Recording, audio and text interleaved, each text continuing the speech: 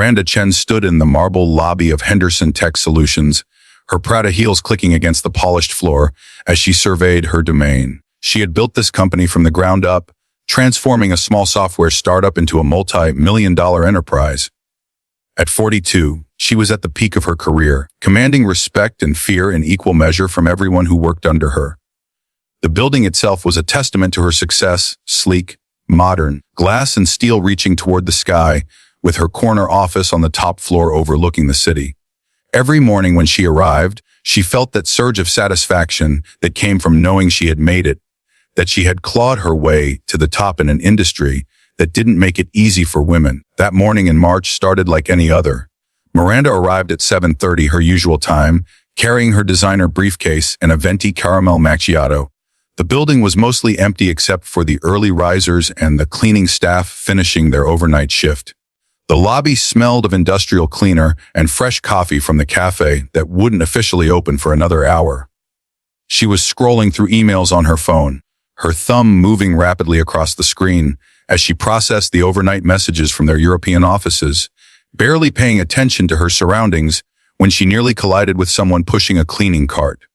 "Watch where you're going," she snapped, looking up sharply, her voice echoing in the nearly empty lobby. The man was tall, probably in his mid-30s, wearing the standard janitorial uniform, navy blue work pants and a matching shirt with the cleaning company's logo embroidered on the chest.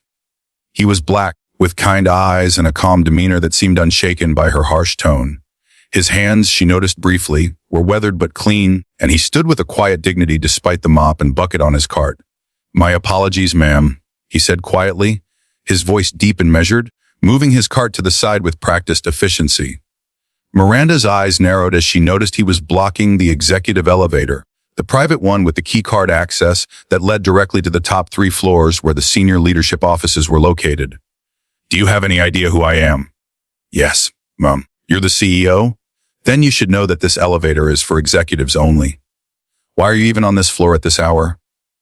Her tone was sharp, cutting, the same tone she used in board meetings when someone questioned her decisions. The janitor remained calm, his voice steady and respectful despite the hostility in her words. "I was cleaning the executive offices, ma'am. Mr. Peterson asked me to make sure everything was spotless for today's board meeting. The conference room needed extra attention after yesterday's all-day session." Miranda rolled her eyes, a gesture she didn't bother to hide. "Well, you're done now, aren't you? Take your cart and use the service elevator like you're supposed to. And next time, be more careful. People like me don't have time to dodge cleaning equipment. I have meetings that determine the future of this company, and I can't be delayed because someone can't manage their cart properly. People like you." He repeated, his tone still polite but with an edge of something else, something she couldn't quite identify. It wasn't anger exactly, more like quiet observation, as if he were filing away this moment for future reference. Yes, people who actually matter to this company, people who generate revenue, who make decisions, who built this place. She gestured around the gleaming lobby with its marble floors and modern art installations that she had personally selected. "You push 'em up. I sign the paychecks. There's a hierarchy here, and you need to understand your place in it. This isn't personal, it's just business. Everyone has a role, and yours is to clean. Mine is to lead." The janitor stood there for a moment, studying her face with an intensity that was almost unsettling.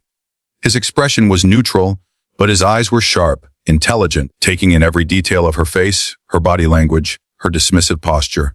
"I understand perfectly, Mom," he said finally, his voice giving nothing away. "Good. Then we won't have this problem again." Miranda brushed past him, stabbing the elevator button with her perfectly manicured finger, her Cartier bracelet catching the light. She could feel his presence behind her, could sense him still standing there, but she didn't turn around. She had already spent more time on this interaction than it deserved. As the elevator doors closed, she caught a glimpse of him in the reflection of the polished brass interior. He wasn't moving, just standing there with an expression she couldn't quite read. It wasn't hurt or anger or even resentment. It was something more thoughtful, more measured, like someone solving a complex equation in their head. She dismissed it immediately. She had more important things to think about than the feelings of a janitor. The board meeting started in an hour, and she needed to review her presentation one more time. The board meeting that day went exactly as planned, Henderson Tech Solutions was in the middle of negotiating a massive acquisition of a smaller competitor that would triple their market share and eliminate one of their biggest rivals in the cloud services sector. Miranda presented the numbers with her usual confidence, her laser pointer highlighting the key metrics on the massive screen behind her. She fielded questions from board members and investors with ease, her mind sharp and focused, anticipating their concerns before they even voiced them. This was where she excelled, in the high-stakes world of corporate strategy where one wrong decision could cost millions. Thomas Henderson, the 78-year-old founder who had mostly retired 5 years ago, but still maintained a seat on the board, sat at the head of the table, nodding approvingly. His silver hair was perfectly groomed, and despite his age, his blue eyes were still sharp and assessing. "Excellent work, as always, Miranda," he said as the meeting concluded, his voice carrying the weight of 4 decades in the industry. "You've exceeded every expectation. When I promoted you to CEO 7 years ago, I knew you had potential, but you've surpassed even my most optimistic projections. Thank you, Thomas. That means everything coming from you." Miranda felt a genuine warmth at his words. Thomas had been her mentor, her champion, the one who had believed in her when others doubted whether a woman could handle the pressure of running a tech company. What Miranda didn't know was that Thomas Henderson had been planning something for months, something that would change everything about the company and her position in it. He had been having conversations, conducting research, meeting with people outside the usual corporate circles, all while maintaining the facade of a retired founder content to collect dividends and play golf. Over the following weeks, she continued to encounter the janitor. His name was Marcus, according to his name tag, though she never bothered to address him by it or even acknowledge it when she saw him in the hallways or lobbies.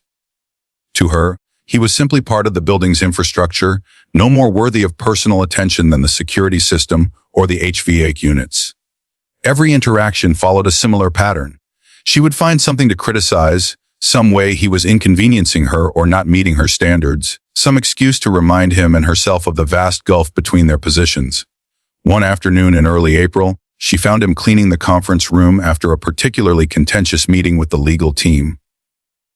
The smell of glass cleaner hung in the air, and he was methodically wiping down the large mahogany table that could seat 20 people. "Did you use the correct cleaner on this table?" she demanded, running her finger across the surface and examining it with exaggerated scrutiny. "It looks streaky. This table cost $40,000, and I expect it to be maintained properly." Marcus examined the table carefully, bending down to look at it from different angles, his movements unhurried and professional. "I used the same product we always use, ma'am. The one specifically approved for this type of wood finish. Perhaps it's the lighting from the windows. The afternoon sun can create shadows that look like streaks. Perhaps you don't know how to do your job properly. I'll be speaking to your supervisor about this. What's his name again? Martinez? I'll make sure he knows that the executive conference room isn't receiving the level of care it requires." Her tone was cold, imperious, the same tone she had heard male executives use on assistants and subordinates throughout her career. "That's your right, ma'am," Marcus said simply, gathering his supplies without any visible frustration or anger. His calm responses only irritated her more. She wanted him to react, to show some emotion, to acknowledge the power dynamic between them, to give her the satisfaction of knowing that her words had impact. But he remained infuriatingly composed, always polite, always professional, never giving her the confrontation she was unconsciously seeking. It was as if her opinions, her threats, her entire presence simply washed over him without leaving any mark. Her assistant, Jennifer, witnessed one of these encounters in late April and pulled her aside afterward, her young face troubled. Jennifer was 26, bright and capable, and had been working for Miranda for 2 years. "Miranda, can I say something?" "What is it?" "I'm busy." Miranda was reviewing a contract, her pen poised over the signature line, her mind already 3 steps ahead to the next task. "It's about Marcus, the janitor. You've been pretty hard on him lately. Actually, you've been pretty hard on him since he started working in this building." Jennifer's voice was tentative, careful, the way people spoke when they knew they were approaching dangerous territory. Miranda's eyes flashed with immediate irritation. "He's an employee. I have standards. This company didn't become successful by accepting mediocrity at any level. If that bothers you, Jennifer, perhaps you're in the wrong industry. Perhaps you'd be more comfortable somewhere that values feelings over results." Jennifer hesitated, clearly weighing whether to continue. It's just that he's actually really good at his job. The night supervisor says he's the best worker they have. He's always on time, he never complains, and he actually goes above and beyond what's required. He organized the entire supply closet on his own time, created an inventory system so they never run out of anything. And he's always so respectful, even when what? Even when I expect basic competence. That's the problem with this generation. Everyone wants a participation trophy for doing the bare minimum. He gets paid to clean. Cleaning properly isn't going above and beyond. It's literally his job description. Miranda's voice was cold now, dismissive, signaling that this conversation was over. The conversation ended there, but Jennifer's words lingered uncomfortably in the back of Miranda's mind, like a splinter she couldn't quite remove. She pushed them away, buried them under spreadsheets and conference calls and strategic planning sessions. She hadn't gotten to where she was by being soft or worrying about hurt feelings. The business world was ruthless, and she had learned to be ruthless right back. It was survival. In early May, something shifted in the office atmosphere. There were closed door meetings that Miranda wasn't invited to, hushed conversations in the corridors that stopped abruptly when she entered rooms, and Thomas Henderson was in the office more frequently than he had been in years, spending hours at a time in the conference rooms on the top floor. His calendar, which she could usually access, had large blocks marked as private, with no additional details. When she asked him about it, he was evasive, his usual openness replaced with carefully vague responses. Just tying up some loose ends, Miranda. Estate planning, succession things. Nothing for you to worry about. Focus on the acquisition. That's what matters right now. But his eyes didn't quite meet hers when he said it, and she knew him well enough to recognize when he was holding something back. But she did worry. In the cutthroat world of corporate leadership, secrets usually meant something bad was coming, and the person who didn't see it coming was usually the one who got hurt. She had seen it happen to others, executives who thought they were secure one day and found themselves cleaning out their offices the next. She worked harder, stayed later, made sure every project was perfect, every deadline met ahead of schedule. Whatever was happening, she would prove she was indispensable, that the company couldn't function without her. Then came the email. It arrived on a Tuesday morning in late May, marked urgent, sent to every single employee in the company from Thomas Henderson's personal address. The subject line read, "Important company announcement, mandatory all-staff meeting today at 2 p.m. The message itself was brief, giving no hints about the content, just stating that attendance was mandatory and that the announcement would significantly impact the company's future. Miranda's stomach dropped when she saw it. All-staff meetings were never good news. In her 15 years in corporate leadership, every mandatory all-staff meeting had meant layoffs, restructuring, or major policy changes that affected people's jobs and lives. She spent the morning trying to get information from Thomas, but his secretary, Margaret, who had worked for him for 20 years, said he was unavailable and wasn't taking calls or meetings. Even Margaret seemed nervous, which was unusual for someone who had seen every corporate crisis imaginable. At 2 o'clock, the entire company gathered in the main auditorium on the ground floor, a space that was usually used for product launches and shareholder presentations. Every seat was filled, with people lining the walls and sitting in the aisles, over 300 employees crammed into a space designed for 200. The energy in the room was electric with speculation and anxiety. Miranda sat in the front row, where executives were expected to sit, her mind racing through possibilities. Was someone buying the company? Were they going public? Was there some kind of investigation? Her hands were clenched in her lap, her perfectly applied lipstick feeling suddenly too bright, too confident for whatever was coming. Thomas Henderson walked onto the stage, moving slowly with his cane, his usual steady gait slightly more labored than normal. The room fell silent, the kind of heavy silence that comes when hundreds of people are holding their breath simultaneously. The stage lights made his white hair almost glow, giving him an otherworldly appearance. "Thank you all for coming," he began, his voice amplified through the sound system, filling every corner of the room. "I know there's been a lot of speculation lately, and I apologize for the secrecy. But today, I'm here to make an announcement that will shape the future of this company for decades to come." Miranda leaned forward, her hands gripping the armrests of her chair so tightly her knuckles turned white. Her heart was pounding so hard she could feel it in her throat. "As many of you know, I founded Henderson Tech Solutions 40 years ago in my garage with 2 employees, and a dream to revolutionize how businesses manage their data infrastructure. It has been my life's work, my pride and joy. I've poured everything into this company, and watching it grow has been the greatest satisfaction of my life. But I'm 78 years old now, and it's time for me to step back completely, to truly retire and let someone else guide this ship into the future. I've been searching for the right person to take over, someone who understands not just business metrics and profit margins, but people. Someone who shares my values and vision for what this company should be. Someone who understands that our greatest asset isn't our technology or our patents, but the people in this room. Miranda's heart was pounding so hard she thought everyone around her must be able to hear it. This was it. This was the moment she had been working toward her entire career, the culmination of 14-hour days and sacrificed weekends and personal relationships she had let with her, because work always came first. Thomas was going to announce her as the new owner, the new chairman, the person who would carry his legacy forward.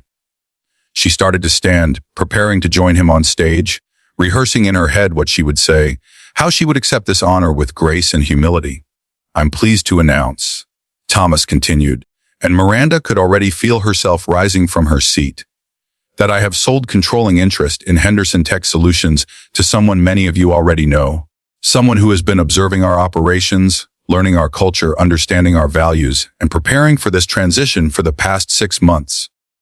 6 months? Miranda froze halfway out of her seat, her body suspended in an awkward half-standing position. That didn't make sense. She hadn't been part of any transition planning. No one had mentioned anything to her about a 6-month observation period. 6 months ago was November. What had been happening in November? Her mind raced backward through meetings and memos, trying to identify what she had missed. Please welcome the new majority owner and chairman of Henderson Tech Solutions, Marcus Daniels. The room erupted in applause, enthusiastic and sustained, but Miranda couldn't hear it over the roaring in her ears, over the sound of her entire world crashing down around her. She watched in disbelief as the janitor Marcus, the man she had dismissed and demeaned dozens of times over the past months, walked onto the stage from the wings. But he wasn't wearing his janitorial uniform anymore. He was in an impeccably tailored navy suit that probably cost more than her entire designer wardrobe, with a crisp white shirt and a burgundy tie. His shoes were polished to a mirror shine, and he moved with the confidence and grace of someone who belonged exactly where he was, someone who had done this 1,000 times before. Thomas shook his hand warmly, his lined face breaking into a genuine smile of the kind Miranda had seen him give to old friends and trusted colleagues, then turned back to the microphone. Marcus is the founder and CEO of Daniels Innovations, a technology company that has revolutionized cloud computing infrastructure over the past 15 years. His company developed the encryption protocols that are now industry standard for secure data transmission. His company is worth over $2 billion, with offices in 12 countries and contracts with Fortune 500 companies around the world. When he expressed interest in acquiring Henderson Tech, I couldn't have been more pleased. Our values aligned perfectly. But Marcus wanted to see the real company first, not the polished version we show to investors and shareholders. So we arranged for him to spend time here, observing how we operate, how we treat people at every level of the organization. Miranda felt like she was going to be sick. Her stomach churned, and she could taste bile in the back of her throat. Every interaction, every dismissive comment, every time she had treated him like he was beneath her, like he was nothing more than part of the building's machinery, Marcus Daniels had been watching, judging, evaluating not just the company's financial health, but its moral character. And she had failed that test spectacularly, repeatedly, publicly. Marcus took the microphone from Thomas, and his voice, when he spoke, was calm and authoritative, carrying the easy confidence of someone who had built an empire from nothing and had nothing left to prove. "Thank you, Thomas. I have to say, these past 6 months have been incredibly enlightening. I've learned a lot about this company, about its strengths and its weaknesses, about its culture and its people. I've seen the incredible work that people do at every level, from the IT team who keep our systems running 24 hours a day to the administrative staff who keep everything organized and functioning smoothly to the facilities team who create the environment we all work in. Yes, including the cleaning crew who maintain the spaces where innovation happens, who make sure we walk into clean, welcoming offices every morning." His eyes swept across the audience, making contact with people in different sections, and then they landed on Miranda. She couldn't look away, couldn't move, couldn't even breathe properly. His gaze was steady, measuring, not cruel but completely unforgiving. I've also seen how leadership treats the people who work for them.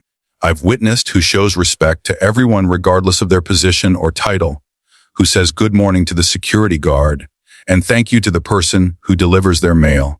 And I've witnessed who believes that titles and salaries determine human worth, who thinks that being in charge means you're better than other people rather than being responsible for them. That's going to change starting today because that kind of leadership has no place in this company moving forward. The room was absolutely silent now. You could have heard a pin drop. Everyone knew who he was talking about. Miranda could feel eyes on her from all directions, her colleagues and subordinates all understanding exactly what was happening, all of them remembering times they had witnessed her treating people as less than human. One of the things I admire most about Thomas is that he built this company on a foundation of respect and dignity for all employees, regardless of their role. He knows everyone's name. He asks about people's families. He understands that a company is only as strong as every single person in it, from the newest intern to the most senior executive. Somewhere along the way, as the company grew and new leadership came in, some people forgot that fundamental principle. We're going to remember it again. It's not optional. It's not a nice to have. It's the foundation of everything we do here. Marcus continued with his vision for the company, outlining changes and improvements, talking about new benefits and opportunities for advancement, describing his plans to create mentorship programs and clear pathways for people to grow regardless of where they started.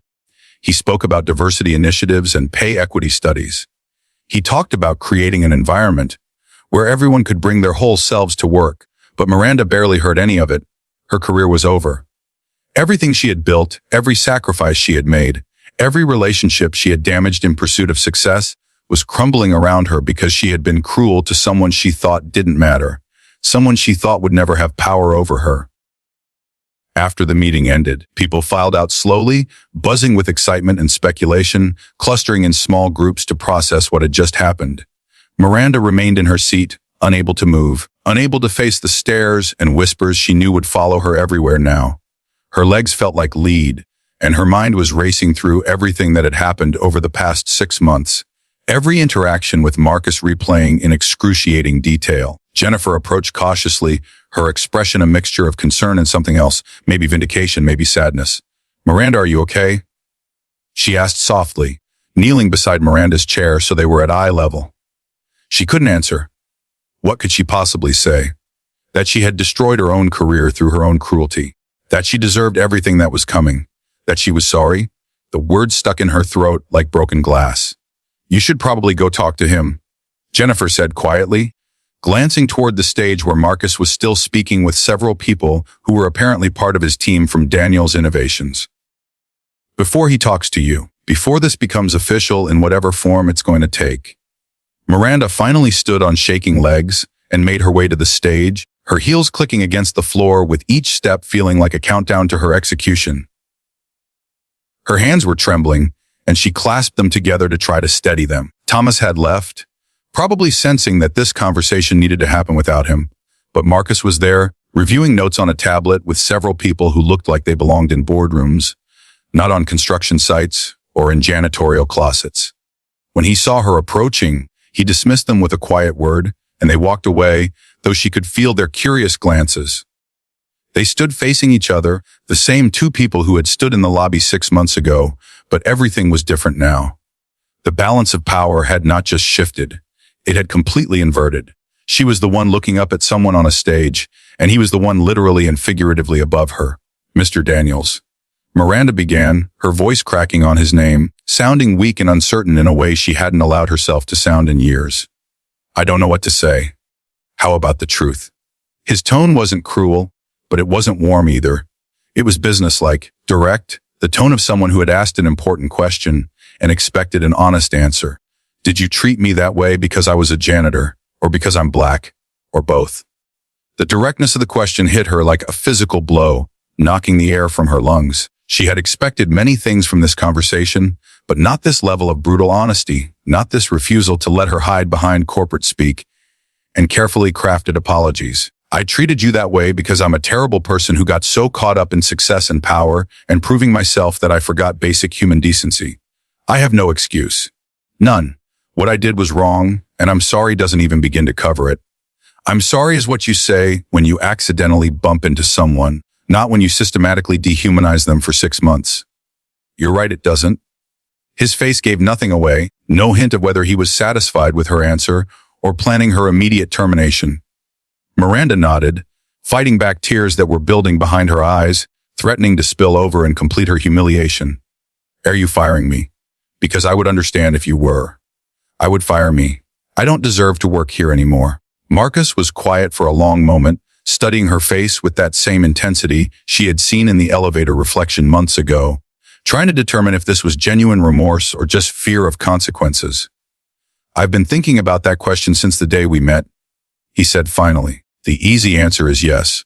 You created a toxic environment, you demean people based on their job titles, you made it clear through your words and actions that you think someone's value is determined by how much money they make or how high their office is. Those aren't qualities I want in my leadership team. They're actually disqualifying characteristics for anyone who wants to lead in this organization. I understand, and she did understand. If their positions had been reversed, she wouldn't have given herself a second chance. But, he continued, and that single word held more hope than she had any right to expect. I also did my research. I looked into your background, your track record, your relationships with people at different stages of your career. You're brilliant at what you do. The acquisition you negotiated last quarter was masterful, the kind of deal that gets taught in business schools. Your technical knowledge is exceptional, your strategic thinking is top tier, and according to your performance reviews from years ago, before you became CEO, you used to be different. You used to mentor junior employees, you remembered people's birthdays, you were known for being tough but fair, for pushing people to be their best while also supporting them. You had a reputation for standing up for your team, for fighting for their raises and promotions. Miranda wiped her eyes with the back of her hand, not caring anymore about maintaining her carefully constructed image. Power changed me. Success changed me. I stopped seeing people and started seeing stepping stones and obstacles. I became the kind of leader I used to despise. That's honest, at least. Marcus leaned against the edge of the stage, his posture more relaxed now, though his eyes remained sharp and assessing. What happens now? Miranda asked, her voice barely above a whisper. Marcus was quiet for a moment, seeming to make a final decision about something he had been deliberating for a while. Here's what I've decided. I'm not firing you today. But you're no longer CEO. You're being moved to Senior Vice President of Strategic Development, which is still a significant position with a good salary and meaningful responsibilities, but you'll have oversight. Every major decision you make will be reviewed. You'll report to the new COO. You'll also be required to participate in intensive leadership coaching and diversity training, and I don't mean the box corporate sessions where everyone watches a video and signs a form. I mean real, intensive, uncomfortable work with professionals who specialize in helping leaders confront their biases and change their behavior patterns. Miranda felt a flicker of something she hadn't expected in the depths of her despair hope. Not happiness, not relief exactly, but the possibility that this wasn't the end of everything. You're giving me a second chance. I'm giving you an opportunity to prove that you can change, that you can become the leader you used to be, the leader you're capable of being. But Miranda, his voice became harder now, more emphatic. Hear me clearly. One more incident like what I witnessed, one more time you treat someone as less than human because of their position or their race or their gender or any other reason, and you're done. Not just here, but I'll make sure everyone in this industry knows why. I have connections throughout this sector, and I won't hesitate to use them. This is your only chance. Do you understand? Yes, completely.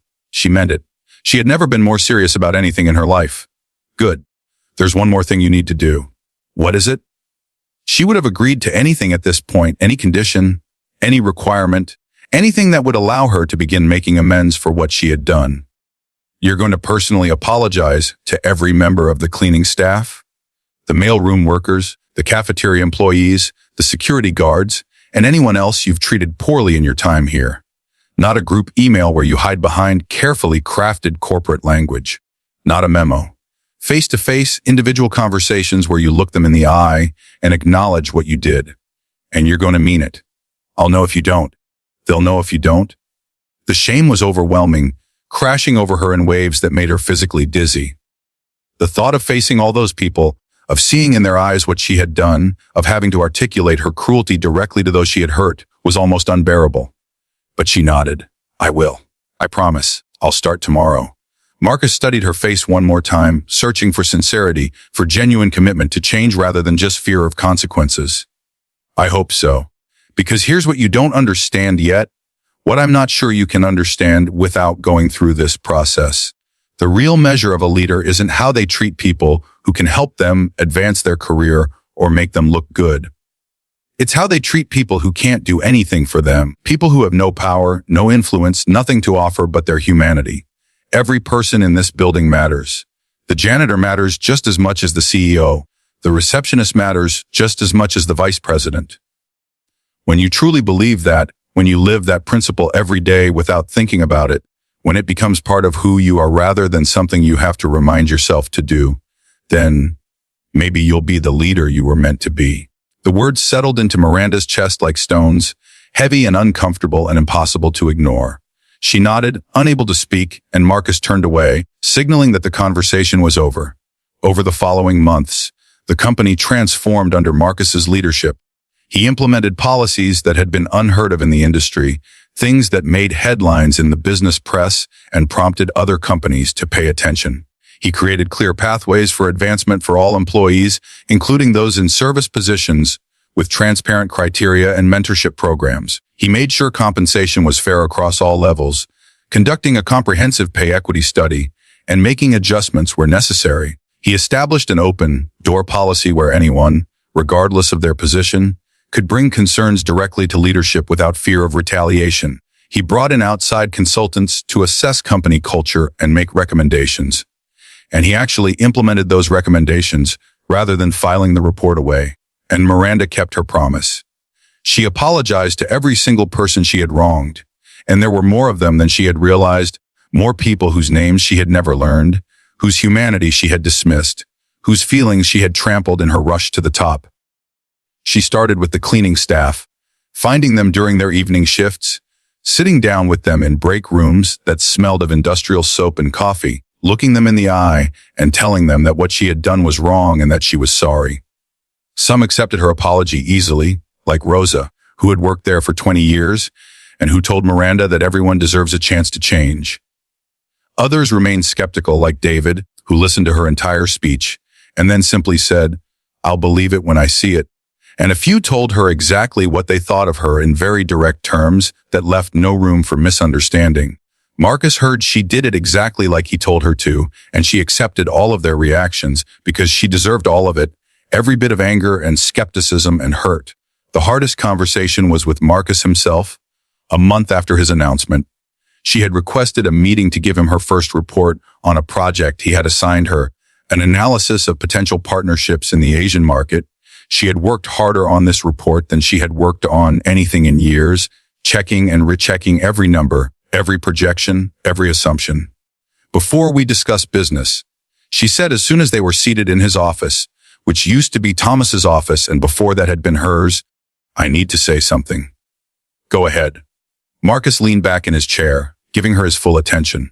"I've spent a lot of time thinking about why I became the person I was, why I treated people the way I did, and I realized that I was so afraid of being seen as weak, so determined to prove I belonged in a male-dominated industry where women are constantly questioned and second-guessed, that I became exactly what I hated. I became a bully. I used power to mask insecurity. I stepped on people because I was terrified of being stepped on. And the people I hurt along the way, they didn't deserve any of it. They didn't ask to be part of my psychodrama." Marcus listened without interrupting, his expression thoughtful but unreadable.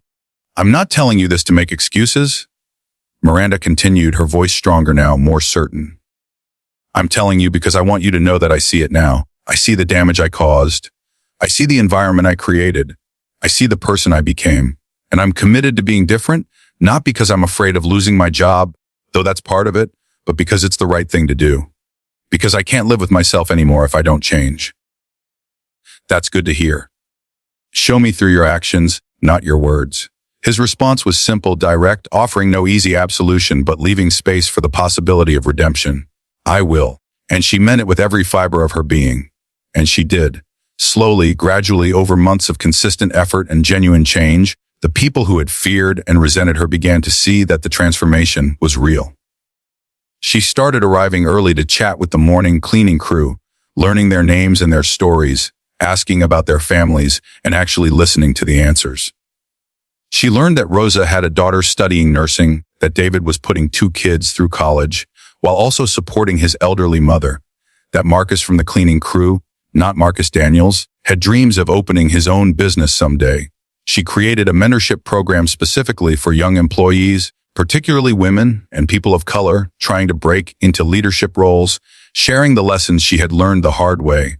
She used her influence to advocate for raises and promotions for people who had been overlooked, who didn't have the connections or confidence to promote themselves. She spoke up in meetings when others were being dismissed or talked over. She became the ally she had never been before. It wasn't easy. There were days when her old instincts kicked in, when she caught herself about to say something dismissive or cruel, when she felt that old urge to assert her dominance and remind everyone of her position. But she stopped herself, took a breath, and chose differently. She called her therapist, who she had started seeing as part of her leadership coaching. She wrote in the journal she had been asked to keep, documenting her thoughts and reactions and the hard work of changing lifelong patterns. She reached out to people she had hurt and asked for feedback on how she was doing, giving them permission to be honest even when the honesty was painful to hear. One evening in September, 6 months after Marcus had taken over, she was working late on a presentation for a potential investor meeting. The building was mostly empty, the way it used to be when she first started arriving early, and she heard the familiar sound of a cleaning cart in the hallway, the wheels squeaking slightly against the polished floor. She looked up to see Marcus, of all people, pushing it into her office, wearing not his usual executive attire but a simple polo shirt and khaki pants, similar to what the cleaning staff wore. She blinked in surprise, her hands freezing over her keyboard. "What are you doing?" "I still like to spend time in every role occasionally," he explained, parking the cart near the door and beginning to empty her wastebasket with the same methodical efficiency she had seen months ago in the lobby.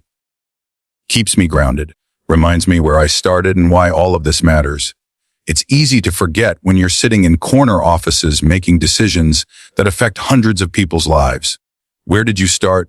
Miranda asked, genuinely curious now in a way she never had been before, in a way she wouldn't have allowed herself to be 6 months ago, when curiosity about someone's background would have felt like weakness. Marcus leaned against the cart, his expression becoming distant, reflective, as if he were traveling back through years of memories both painful and formative. "I grew up in Detroit, in a neighborhood that doesn't exist anymore, torn down during urban renewal projects that displaced thousands of families. My mother cleaned offices, just like this. She worked 3 jobs to keep us afloat after my father died when I was 12. Heart attack at 42, stress and bad genetics and no health insurance. I used to help her sometimes on weekends and during summer break, pushing the cart, emptying trash cans, learning how to use industrial cleaning equipment. People would walk right past us like we were furniture, like we were part of the building itself, rather than human beings with thoughts and feelings and dreams. Or worse, they'd be rude, dismissive, making demands and complaints without ever once saying please or thank you, acting like we weren't fully human, like our only purpose was to serve them." Miranda felt tears welling up in her eyes, hot and stinging. "I'm so sorry. I'm so sorry for what I did to you, for every word I said, for the way I treated you. I became exactly the kind of person who hurt you and your mother. I know you are. And here's what I want you to understand, what I need you to truly grasp if this change is going to be permanent and real." He moved closer, sitting on the edge of her desk, his posture casual but his words carrying enormous weight. "My mother taught me that every job has dignity if you do it with pride, that there's honor in all work, that cleaning an office well is just as valuable as designing software or negotiating contracts. She never let anyone make her feel small, even when they tried. Even when people treated her like she was invisible or stupid or worthless, she held her head high. She would come home exhausted, her hands raw from chemicals and her back aching from bending over all day. But she was proud of what she did. She provided for her family. She kept buildings clean and safe. She mattered. She sounds like an incredible woman. Miranda said softly, meaning every word. She passed away 5 years ago, right before Daniel's innovations really took off, so she never got to see the success I've had, never got to see that her sacrifices paid off. But I think she'd be proud that I'm using what I've built to create places where people like her are valued, where the woman who cleans the offices is treated with the same respect as the person who sits in them. That was always her dream. Not that I would get rich or famous, but that I would remember where I came from and use whatever influence I had to make things better. They sat in silence for a moment, the weight of everything that had happened hanging between them like morning fog, heavy and damp and impossible to ignore. The only sounds were the hum of the building's HVAC system and the distant sound of traffic from the street below. "Can I ask you something?" Miranda said finally, breaking the silence. "Sure. Why did you really give me a second chance? You had every reason to fire me, to make an example of me, to show everyone that the old way of doing things was over. Most people in your position would have done exactly that, and everyone would have understood why." Marcus considered the question carefully, his eyes thoughtful. "Because I believe people can change, if they want it badly enough. I've seen it happen. My uncle was a racist for most of his life, said terrible things, held terrible beliefs. But when my cousin married a black woman and they had kids, something shifted in him. It wasn't instant, it wasn't easy, but he did the work. He confronted his own prejudices. He changed. If I had written him off completely, my niece and nephew would have grown up without knowing their grandfather, and he would have missed out on loving them. Redemption is possible, but only if someone is willing to do the hard, uncomfortable work of transformation." He paused, looking directly at her with those same assessing eyes that had seen through her from the very beginning. "And because Thomas told me something about you that made me think there was still hope, that the person you used to be was still in there somewhere under all the armor and defensiveness." "What did he say?" Miranda leaned forward, desperate to know what had saved her. "He said that 10 years ago, when your mother was diagnosed with stage 4 ovarian cancer, you took care of her yourself while still running your department. You never missed a deadline, but you also never missed a doctor's appointment. You were at every chemotherapy session, every surgery, every midnight emergency room visit. You showed up for her every single day for 8 months until she passed away, and you did it without complaining, without asking for special treatment, without using it as an excuse for anything. That told me you understood love and sacrifice and putting someone else first, that you knew how to be human, how to prioritize what really mattered. Somewhere along the way after that, you lost it. Maybe you buried your capacity for empathy with your grief. Maybe you decided that caring about people hurt too much. But I thought maybe you could find it again if someone gave you a reason to try." Miranda's tears fell freely now, streaming down her face and dripping onto her silk blouse, leaving dark spots on the expensive fabric. She hadn't cried about her mother in years, had pushed those memories deep down where they couldn't interfere with her carefully constructed image of strength and invulnerability. "I forgot who I was.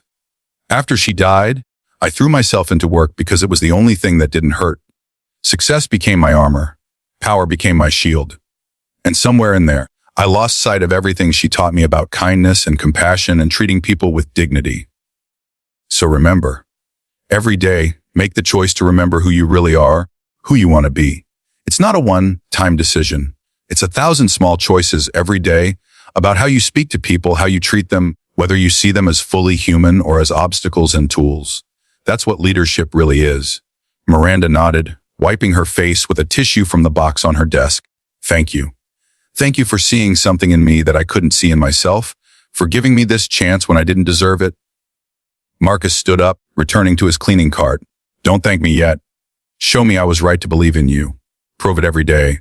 2 years later, Henderson Tech Solutions under Marcus's leadership had become known not just for its innovative products and strong financial performance, but for its exceptional workplace culture that set new standards for the entire industry. They had been named one of the best companies to work for in America 3 consecutive years running, a distinction that attracted top talent from around the world. Employee satisfaction scores were the highest in the tech industry, measured not just through corporate surveys, but through actual retention rates and voluntary feedback. And profitability had increased 40% over the 2-year period, proving conclusively that treating people well and making money weren't mutually exclusive. that ethical leadership and business success could coexist and actually reinforce each other. Miranda had been promoted back to Chief Operating Officer, a position she earned through consistent, demonstrated change that everyone in the company could witness and verify. The promotion wasn't a gift or a token gesture, but a genuine recognition that she had become a different leader, one who combined her undeniable strategic brilliance with newfound empathy and respect for all employees. She had become one of the most vocal advocates for workplace equality and respect, speaking at industry conferences and writing articles for business publications about her transformation.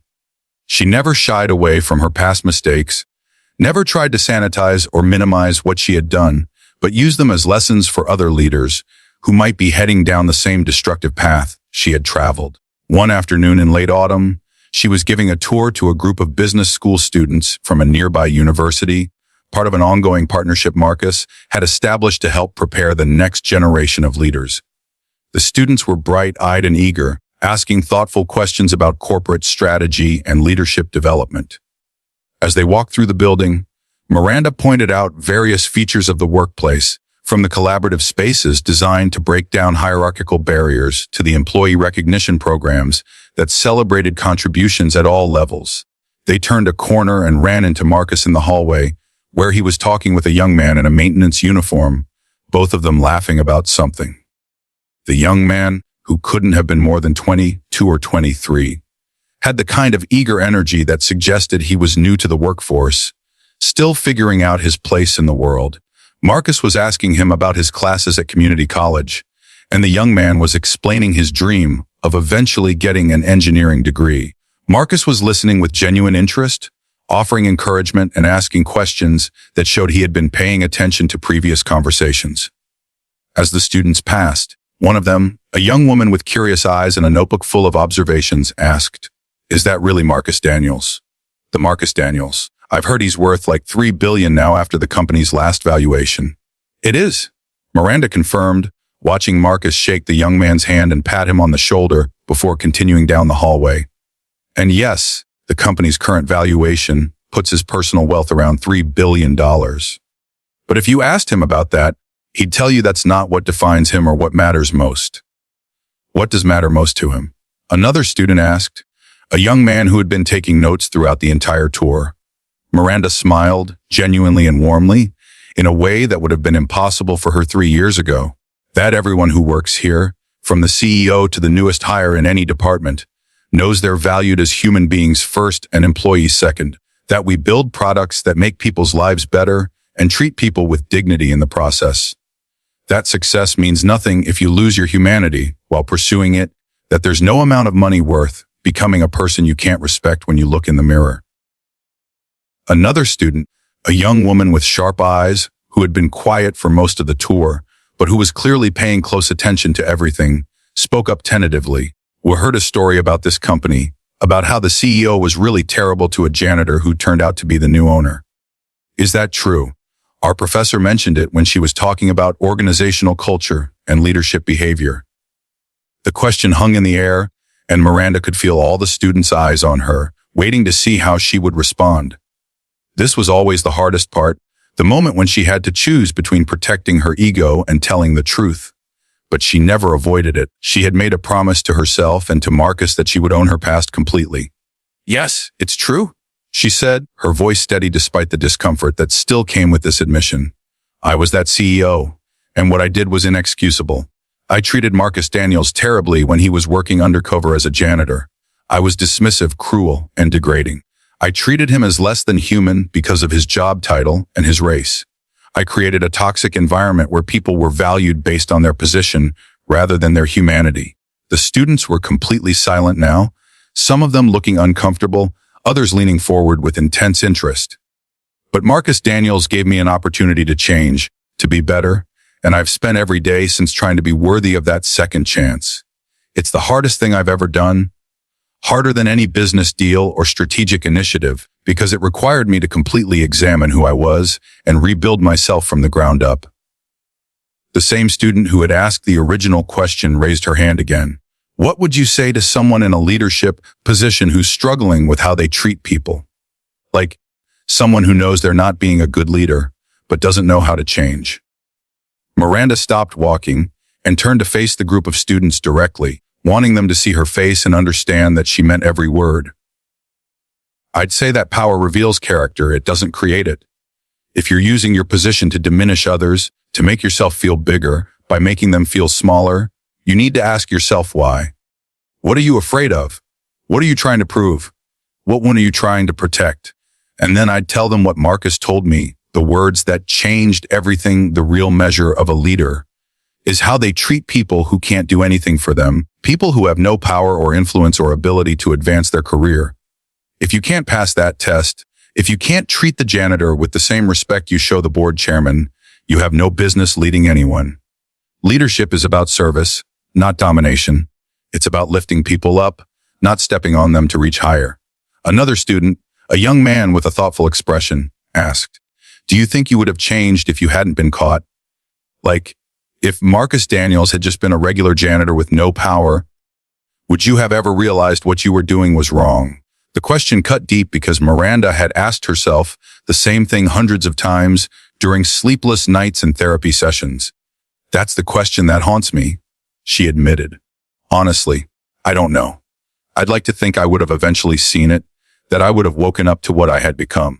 But the truth is, I might not have. Sometimes we need consequences to force us to look at ourselves clearly. Sometimes we need to be confronted with undeniable evidence of our own cruelty before we're willing to admit it exists. I'm grateful that Marcus gave me the opportunity to change, but I'm also aware that many people don't get that chance, and many people who hurt others never face any real accountability.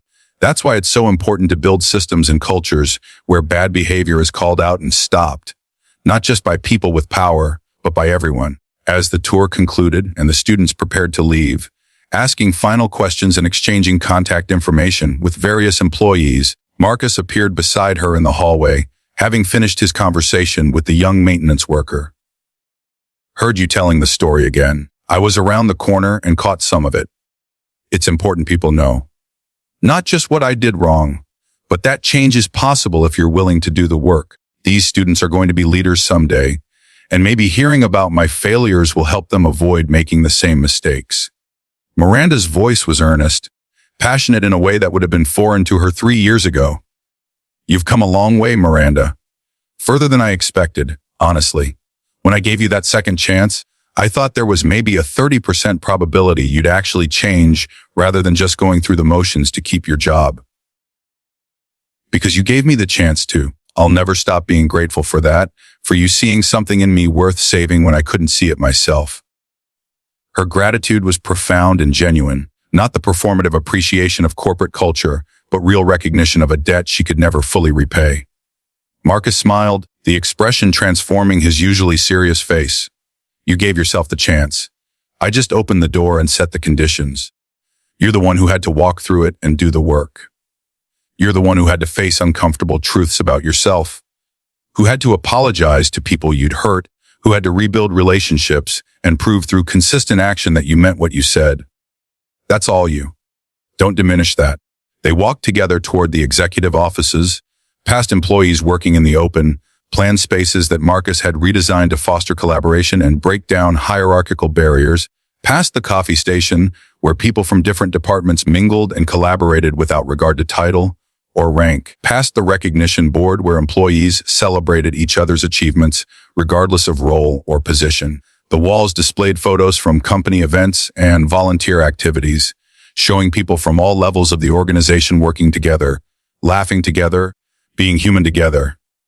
This was the company Marcus had envisioned, where everyone mattered, where respect was the foundation of everything they built, where success was measured not just in profits, but in the quality of people's lives and work experiences.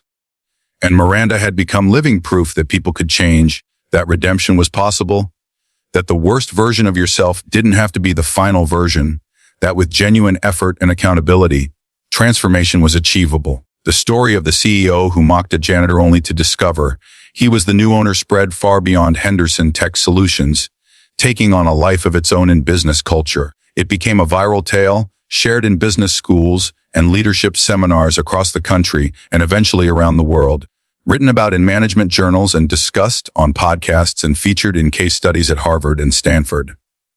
But the real story, the one that mattered most, was quieter and more personal.